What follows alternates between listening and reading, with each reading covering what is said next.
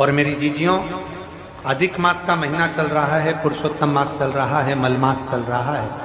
इस पुरुषोत्तम मास में 13 जून को अधिक मास पुरुषोत्तम मास की शिवरात्रि पड़ेगी। 13 जून अपने अपने घर में रहकर ऑनलाइन आस्था चैनल पर, सोशल मीडिया पर, टीवी पर शाम को 7 बजे आप और हम सब मिलकर पार्थिव शिवलिंग का निर्माण कर पुरुषोत्तम मास में पूजन करें। 13 जून 2026 शाम को 7 बजे पार्थिव शिवलिंग सब बनाकर रखना, अपने अपने घर में पार्थिव लिंग बनाकर रखना, मिट्टी का शिवलिंग बनाकर रखना। पूजन की लिस्ट हम कल आस्था वालों को भी दे देंगे, जिससे कथा जब चालू होगी तो कथा चालू होने के पहले पूजन की लिस्ट चल जाएगी कि पूजन में क्या क्या सामान चाहिए। कथा समापन के बाद भी पूजन की लिस्ट और कथा के बीच में भी पूजन की लिस्ट चलवाएंगे, जिससे आप लोगों को मालूम पड़े कि अभिषेक में पूजन में क्या क्या सामान चाहिए। पार्थिव शिवलिंग का पूजन, पर उस पूजन में 5 चीजें जरूर चढ़ाना। वो 5 चीजें कौन सी हैं आप उनको लिख लीजिए।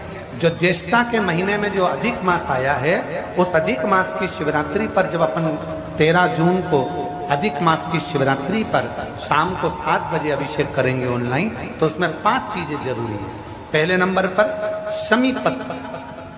शमी पत्र ज्येष्ठ के महीने में जो शिवरात्रि होती है, उस शिवरात्रि पर जब हम शमी पत्र शिव को चढ़ाते हैं पार्थिव पूजन में, तो हमारे घर में कोई भी व्यक्ति अगर रोग से ग्रसित है या बीमारी उसको आने वाली है या बीमारी से कोई दुख है, तकलीफ है, तो शमी पत्र चढ़ाने से वो दुख उसका समाप्त हो जाता है, उसकी बीमारी मिट जाती है। तो पहले नंबर पर शमी पत्र। दूसरे नंबर पर आंखें अक्षत 11। अक्षत जानते हैं? चावल। 11 चावल के दाने सेगे आंखें, वो शिव जी को चढ़ाना है। अक्षत कार्य सिद्धि के लिए अपन को 11 समर्पित करना। दूसरे नंबर पर अक्षत। तीसरे नंबर पर बेलपत्र।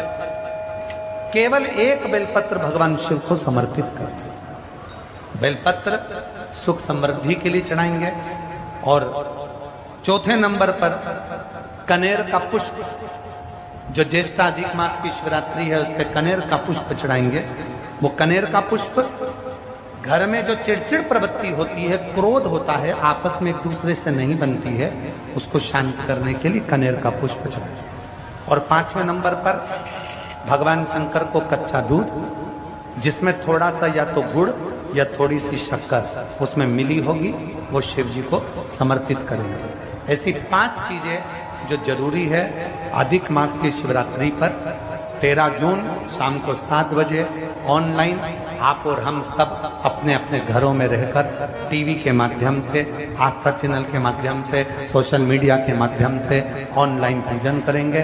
और पूरा देश ये अधिक मास के पवित्र अवसर पर, पुरुषोत्तम मास के पवित्र अवसर पर इसकी पूजन, पार्थिव पूजन करेगा, जिससे अपने जीवन को आनंदित करेगा। सती मैया को शिव जी ने स्वीकार करा। पार्थिव पूजन की महत्वता इतनी प्रबल है कि पाषाण में भी देवता को प्रकट कर दिया। मेरी जीजियों, जब हम पार्थिव पूजन करते हैं, पार्थिव शिवलिंग का निर्माण करते हैं,